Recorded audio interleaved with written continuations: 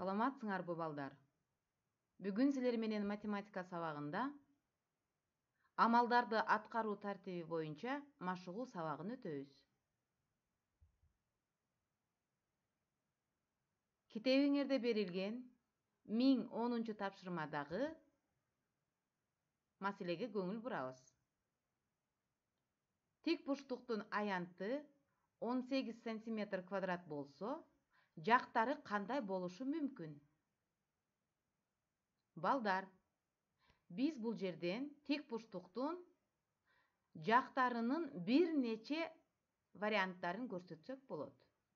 Эгерде тик бурчтуктун аянты S барабар 18 см квадрат болсо, анда А жагы канча болот, Б жагы канча болушу мүмкүн? Демек, бир нече вариантын жазсаңар болот.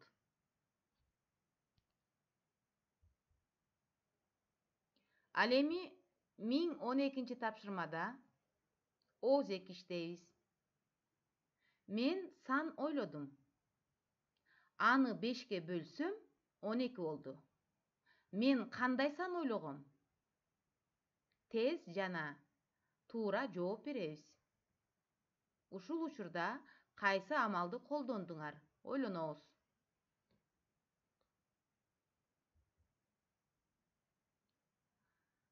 Азыр балдар, 1006 тапшырмадагы туюнтмага көңүл бөлгүлө. Бул жерде кашаасыз туюнтма берилген. Амалдарга көңүл бургула. Биринчи туюнтмада кемитүү амалы турат, көбөйтүү амалы турат. Биз бул туюнтмада кайсы амалды биринчи чыгарабыз? Эсибизге салабыз. Туура. Эгерде кашасы жок туюнтма болсо, анда сөзсүз түрдө биринчи көбөйтүү амалын биринчи чыгарабыз. Башкача айтканда, 12-ни 14-кө көбөйтөбүз. Экинчи солдон оңго карай катар ирети менен аткарабыз. Башкача айтканда, 750дөн кемитебиз 12 менен 14-түн көбөйтүндүсүн. Силер балдар, адегенде туюнтманын өзүн жазып, астына биринчи, экинчи деп мамыча түрүндө чыгарып көрсөткүлө.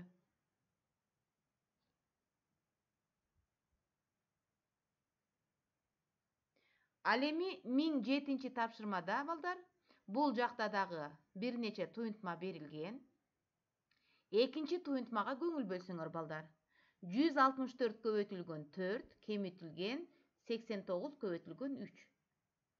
Бул учурда жогоруда айтылган эрежеге башыйып, биринчи көбөйтүү амалын аткарабыз.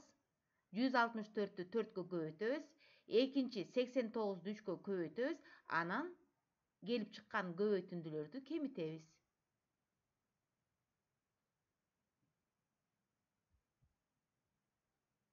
Эми балдар, 1009да берилген аралаш аттуу сандарды санга көбөйтөсүңөр. Бөлөсүңөр.